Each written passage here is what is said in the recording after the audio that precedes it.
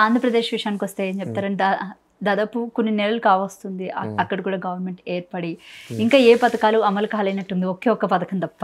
ఏం పథకం అమలైంది? పెన్షన్ తప్ప ఇంకా ఏది అమలవనటువంటి పరిస్థితి కనబడుతుంది. ఏం చెప్తారంటే ఇక్కడ పరిస్థితే అక్కడ కూడా అనుకోవచ్చా, లేకపోతే డెవలప్మెంట్ లో భాగంగా వీటన్నిటిని ఆపుతారు? What is the mean of development? You tell me one thing. అంటే అక్కడ ల్యాండ్స్ అవి చాలా తక్కువ రేట్ ఉన్నాయి, అమరావతిని డెవలప్ చేయాలి, దాన్ని ఒక క్యాపిటల్ చేయాలి అని చెప్పేసి అని ఈ విధమైన ఏదైతే ఆలోచన ఉందో. సో ఫస్ట్ మీ జర్నలిస్ట్ని తెలుసుకోండి. I'm sorry to say, you must learn first of all. ఎందుకో చెప్పనా, హైదరాబాద్ సిటీ ఎన్ని రోజులు పడిందండి డెవలప్ అవడానికి? Almost been like 15-20 years. Amaravati నేను ఇంకో 50 years టైం ఇస్తాను మీకు. ఇంకో 50 years నాకు 60 lakhs పీపుల్ని గ్యాదర్ చేయండి. నాకు చాలా మేడా మీరేమన్నా అంత జర్నలిస్టులు మిగతా వాళ్ళందరూ నిజంగా ప్రజలంతా నమ్ముతున్నారు. ఇంకా మీరే కదా ప్రొజెక్ట్ చేసేది వాళ్ళకి.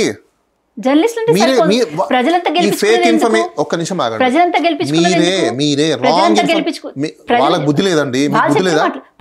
ప్రజాప్రతినిధులు చెప్పిన మాటే కదా ఇది. మీకు బుద్ధి లేదా? అడగలేరా మీరు? అయ్యా ఈ ల్యాండ్ లోకి కనీసం 50 లక్షల మంది జనాలు ఎన్ని రోజులు వస్తారు నువ్వు చెప్పని చెప్పి అడగలేకపోయారా మీరు? మీకు తెలియదా? ఏమో వచ్చే 5 మీరు కొంచెం కామన్ సెన్స్ పెట్టుకుని యూస్ చేయండి. ఏం మాట్లాడుతున్నారు? జనాలు ఎక్కడి నుంచి తీసుకొస్తారు?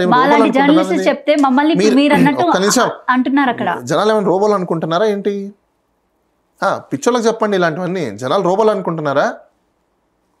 ఒక ఏరియా ఏమంటే విజయవాడ, గుంటూరు ఇంత పెద్ద సిటీ ఉన్న దాంట్లో ఇక్కడే మీకు తిప్పేసి కొడితే 20 లక్షల చిల్లర జనాలు ఉంటారు. అన్ని సంవత్సరాల నుంచి ఉన్నాయి. ఓవర్ ద నైట్ మీకు అమరావతి డెవలప్ అయిపోతుంది. ఓవర్ ద నైట్ మీకు జనాలు అందరూ వచ్చేస్తారా? ఓకే, మొత్తం డెవలప్ చేస్తారు. 5 సంవత్సరాల్లో వాళ్ళు చెప్పినట్టు పీపీటీ ప్రెజెంటేషన్ మొత్తం అన్ని బిల్డింగ్లు అన్నీ అయిపోయినాయండి. పబ్లిక్ ఎక్కడి నుంచి తీసుకొస్తారు నాకు చెప్పండి. మీరు అనుకుంటే అయిపోయింది. రోడ్లు వచ్చేసాయి, వాళ్ళు అనుకున్నట్టు బిల్డింగ్స్ వచ్చేసాయి, everything is came up. Right? ఏమో సాఫ్ట్వేర్ కంపెనీస్ పెడతాయి, అన్ని వచ్చేసాయి. అబ్బాయి కాదనట్లేదు, మీకు మళ్ళీ పాయింట్ మీరు మిస్ అవుతున్నారు. అన్ని వచ్చేసాయి. అజ్యూమ్ ఇల్యూషన్స్ లోకి వెళ్ళిపోదాం. ఈ రోజు మొత్తం అయిపోయాయి అక్కడ. Hyderabad development my question listen is first. వాళ్ళు చెప్పినట్టు అన్ని అయిపోయాయి. జూ మంత్రకాలు జూ అనగానే మొత్తం టక్కడ వచ్చేసాయి. ఓకేనా? ఇప్పుడు అక్కడికి మైగ్రేషన్స్ ఎలా జరుగుతాయి నాకు చెప్పండి. పోనీ హైదరాబాద్కి ఎలా జరిగాయి అంటే మీకు కామన్ సెన్స్ యూజ్ చేయండి. మైగ్రేషన్స్ ఎలా జరుగుతాయని చెప్పాను నేను. మళ్ళీ మీకు I'm asking again question, migration ఎలా జరుగుతుంది అంటే ఇక్కడున్న కుటుంబాలన్నీ అక్కడికి వెళ్ళిపోతాయా? ఎందుకు వెళ్తాయి? మహారాష్ట్రలో ఉన్న కుటుంబాలన్నీ అక్కడికి వెళ్ళిపోతాయా? ఎందుకు వెళ్తాయి? బెంగళూరు ఉన్న కుటుంబాలు వస్తారేమో కదా. Listen boss, first my question. మరి ఇక్కడున్న జాబ్ వాళ్ళు ఇక్కడ కుటుంబాలు వదిలేసి అక్కడ పోతారా? ఇప్పుడు దాకా హైదరాబాద్ నుంచి బెంగళూరుకి వెళ్ళట్లేదా? ఇప్పుడు దాకా హైదరాబాద్ నుంచి బెంగళూరుకి వెళ్ళట్లేదా? ఇప్పుడు దాకా బెంగళూరు నుంచి ముంబైకి వెళ్ళట్లేదా? లిజన్, ఇప్పుడు దాకా ఆ స్టేట్ ని పరిపాలించే సీఎంలే మూవ్ అవ్వాలా? ఏం మాట్లాడుతున్నారు మీరు? అలాంటిది కామన్ మ్యాన్ మూవ్ అవుతాడా? యూజ్ చేయండి కొంచెం కామన్ సెన్స్. చీఫ్ మినిస్టర్లే మూవ్ అవ్వలేదు. ఆ రాష్ట్రాన్ని పరిపాలిస్తున్న వాళ్ళే. Let me know. సరే, మాకు నాలెడ్జ్ లేదు అని మీరు అంటున్నారు కాబట్టి మీరు చెప్పండి. డెవలప్మెంట్ అంటే అక్కడ 60 years అబోవ్ పడుతుంది minimum to minimum 30 lakhs people అక్కడ రావడానికి. మినిమం టు మినిమం రాసుకోండి కావాలంటే. ఎందుకు రారు? అరే కామన్ సెన్స్ యూజ్ యార్. మీకు ఒక జనరేషన్స్ మారాలి. అలా ఎలా వస్తారనుకుంటున్నారు మీరు? It is that easy. ఇప్పుడు మీరు ఉన్నారు, మీకు మ్యారేజ్ అవుతుంది, పిల్లలు వచ్చి ఉంటారు, ఇక్కడ స్కూల్స్ ఉంటాయి, రకరకాల కండిషన్స్ ఉంటాయి. ఓన్లీ పోయి వచ్చే వాళ్ళు ఉంటారు తప్పనించి ఫ్యామిలీస్ ఎప్పటికి వెళ్ళవు. You remember that. ఇప్పుడు దాకా గవర్నమెంట్ ఎంప్లాయీస్ వెళ్ళలేదు. 10 ఏళ్ళు దాటిపోయింది. ఏం మాట్లాడుతున్నారు మీరు? 2014 నుంచి 24 వరకు. యు నో దట్ ఆంధ్రప్రదేశ్లో పనిచేసే ప్రతి ఒక్కరు కూడా వాళ్ళకి స్పెషల్ ట్రైన్ ఉంది, ఎంప్లాయీ ట్రైన్. ఎర్లీ మార్నింగ్ బేగంపేటలో మీకు 5 o'clock వస్తుంది. విజయవాడలో మీకు 10:30 దిగుతుంది. మళ్ళీ విజయవాడలో మీకు 5:30కి బయలుదేరుతుంది. హైదరాబాద్లో బేగంపేటలో మళ్ళీ మీకు 10:45 అంతా రీచ్ అవుతుంది. అప్ అండ్ డౌన్ చేసే వాళ్ళు ఉన్నారు. తెలుసా మీకు ఆ విషయము? తెలుసు. మరి ఇప్పుడు దాకా ఫ్యామిలీస్ మారలేదండి. 10 ఏళ్ళు అయిపోతుంది. మినిస్టర్స్ వాళ్ళ ఫ్యామిలీస్ మారలేదు, ఎమ్మెల్యేలు మారలేదు. ఏం మాట్లాడుతున్నారు మీరు? ఇక్కడ తప్పు ఎవరిది? ప్రజలదా లేకపోతే ప్రజాప్రతినిధులదా? ఇప్పుడు వాళ్ళంటే నమ్మించే ప్రజాప్రతినిధులు టాలెంటెడ్స్.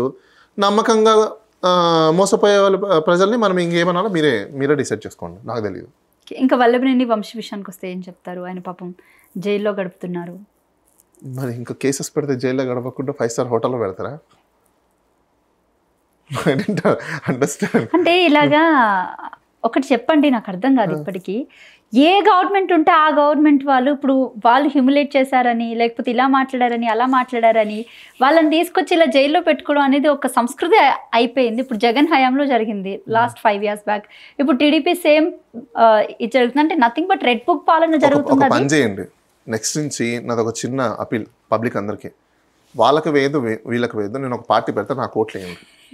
నేను ఎవరిని అరెస్ట్ చేయను, నేను సొంతంగా పార్టీ పెడతాను, మీ అందరికి ఎమ్మెల్యే సీట్ ఇస్తాను, ప్రజలకు అందరికి నేను అప్పీల్ చేస్తాను. ప్రజలకి నేనా మీ దగ్గర ఎంత డబ్బు ఉందని? నా దగ్గర డబ్బులు ఎక్కడ ఉంటాయండి? గవర్నమెంట్ ఉన్న డబ్బులే నేను ఖర్చు పెడతాను, కానీ నా దగ్గర డబ్బులు నేను ఎందుకు ఖర్చు పెడతాను? ఏ సీఎం ఖర్చు పెట్టాడు, ఏ ఎమ్మెల్యే ఖర్చు పెట్టాడు, గవర్నమెంట్లో ఉన్న డబ్బుల్ని ఖర్చు పెడతారు. నేనేమంటున్నా, నన్ను సీఎం చేయండి, ఆ ఓట్లన్నీ నాకేయండి, నేను కొత్త పార్టీ పెడతా. రైట్, ఇప్పుడు మీరు అన్నట్టు ఈ అరెస్ట్లు ఎవరిని చేయను, వాళ్ళని చేయను, వీళ్ళని చేయను, వదిలేస్తాను నేను. నేను అదే చెప్తున్నా, ఇప్పుడు రివెంజ్ పాలిటిక్స్ నడుస్తున్నాయి, రెజిమ్ రివెంజ్ పాలిటిక్స్ నడుస్తున్నాయి. రెజిమ్ రివెంజ్ పాలిటిక్స్ వద్దు, మాకు clean and green development politics కావాలి, గవర్నెన్స్ కావాలి అని అనుకుంటే, ప్రజలు కోరుకుంటే ఒక పని చేయండి, ఐ విల్ ఫ్లోట్ పార్టీ. యంగ్స్టర్స్కే నేను అందరికీ బీఫామ్లు ఇస్తా, మీరు అందరినీ గెలిపించండి, నేనే సీఎం అవుతా. మీకు ఆపర్చునిటీ. ఇంకోటి, ఐఎమ్ ఛాలెంజింగ్ యూ, నేను గవర్నమెంట్ ఫామ్ చేస్తే వితిన్ 1 yearలో ఆల్మోస్ట్ మీకు 50 lakhs ఉద్యోగాలు నేను ఇస్తాను. గవర్నమెంట్వి 25 lakhs ఇస్తా. ఇప్పుడు 2 లక్షల చిల్లర గవర్నమెంట్ ఉద్యోగాలు ఉన్నాయి, నేను 25 లక్షలు చేస్తా. ఇంతకీ కొడాలి నాని కూడా ముందుగానే కేసులు పెడతారన్న భయంతో హెల్త్ ఇష్యూస్ అని నిజమేంటారు? అది కూడా I don't know. Kodali Nani గారి మరి ఎందుకు హెల్త్ ఇష్యూస్ ఉన్నాయి, ప్రతి ఒక్కరు హాస్పిటల్కి వెళ్తారు. ఇంకా దాన్ని కూడా రాజకీయం చేయాలని అనుకుంటే, ఆ లెక్కను తీసుకుంటే చంద్రబాబు నాయుడు గారికి బెయిల్ వచ్చింది దేని మీద, హెల్త్ కండిషన్స్ మీద. అక్కడ ఏంటి జైల్లో ఉంటే ఆయన మొత్తం ఇదైపోయారంటే హెల్త్ ఇదైపోయింది. ఒకటి బయటికి రాగానే మొత్తం హెల్త్ అంతా యాక్టివ్ అయిపోయింది, సీఎం అయిపోయారు, ఇంకా రోజుల తరబడి కష్టపడిపోతుంది. What is this? ఇదంతా దీనికంటే ఇంత నాన్ సెన్స్. అక్కడ హెల్త్ ఖరాబ్ అయిపోయిన వాళ్ళు అంత ఫాస్ట్గా రికవర్ అవుతారా? ఎంత అబద్ధాలు చెప్పి ఇక్కడ బయలు తీసుకున్నా మీకు అర్థం కావట్లా? అర్థమవుతుంది కదా మీకు, అది ప్రజలు అర్థం చేసుకోవాలి. అసలు వైఎస్ఆర్సీపీ పార్టీ పరిస్థితి ఏంటి, మనుగడ ఉంటుందంటారు? ఎందుకంటే చాలా మంది, ఇటు విజయసాయి రెడ్డి కూడా రీసెంట్ గా పార్టీకి రాజీనామా చేయడం జరిగింది. అంటే ఎందుకు ఇలా ఒక్కొక్కరు పార్టీ నుంచి బయటికి వెళ్ళిపోవడం కానివ్వండి, లేకపోతే వెనకడుగు వేయడం జరుగుతుంది? అంటే అధికారంలో ఇప్పుడు వాళ్ళు రిజైన్ చేస్తేనే కదా మీలాంటి వాళ్ళకి, నాలాంటి వాళ్ళకి, ఇంకోలాంటి వాళ్ళకి ఛాన్స్ వస్తుంది. వాళ్ళు అక్కడే ఉంటే ఎక్కడ ఛాన్స్ మంచిదే కదండి. అంటే మనం వెళ్తాం పాలిటిక్స్ లో, డెఫినెట్లీ వెళ్ళండి. ఎవరు why should we have to go? అరే or else who will go? We know better than we know that everything better than anyone. మనలాంటి వాళ్ళు పాలిటిక్స్ లో రాకపోవడం ఎవరు అనుకున్నారు? నేనైతే నాకు తెలుసు అండి, మీకు తెలియకపోవచ్చేమో కానీ నాకైతే తెలుసు. నేను అందుకే జర్నలిస్టులు కానీ, అడ్వకేట్స్ కానీ, లేకపోతే సోషల్ యాక్టివిస్టులు కానీ వాళ్ళు పాలిటిక్స్లోకి రావాలని చెప్తాను. బిజినెస్ మ్యాన్లు, పొలిటీషియన్స్ అంటే అదే పనిగా పొలిటీషియన్స్ ఇన్కమ్ పెట్టుకునే వాళ్ళు కాదు రావాల్సిందే. మనం రావాలి. మనకు తెలుసు సొసైటీ గురించి, మనకు తెలుసు ప్రజల గురించి. వాళ్ళకేం తెలుసు? వాళ్ళకి కనీసం మార్కెట్లోకి వెళ్ళి కూరగాయలు ఎలా కొనాలో కూడా తెలియదు. అలాంటి వాళ్ళు సీఎంలు, అలాంటి వాళ్ళు మినిస్టర్లు తెలుసా వాళ్ళకి? మరి వాళ్ళు ఎలా స్కీమ్లని, పాలసీస్ని డిజైన్ చేస్తారు నాకు అర్థం కదా. పోనీ వాళ్ళు డిజైన్ ఎవరి మీద డిపెండ్ అవుతారు? ఐఏఎస్లోకి తెలుసా ఏమైనా? ఏ రోజన్నా వాళ్ళు కిరాణా కొట్టుకెళ్ళి ఏమైనా కొనుక్కున్నారా? అలాగే తెలీదు. మరి వాళ్ళు పాలసీ డిజైన్ చేస్తారు, వీళ్ళు అప్రూవల్ చేస్తారు, ఈ పిచ్చితనానే ఓట్లేస్తారు. ఇంకెంత మొత్తుకోవాలి నాకు అర్థం కాదు.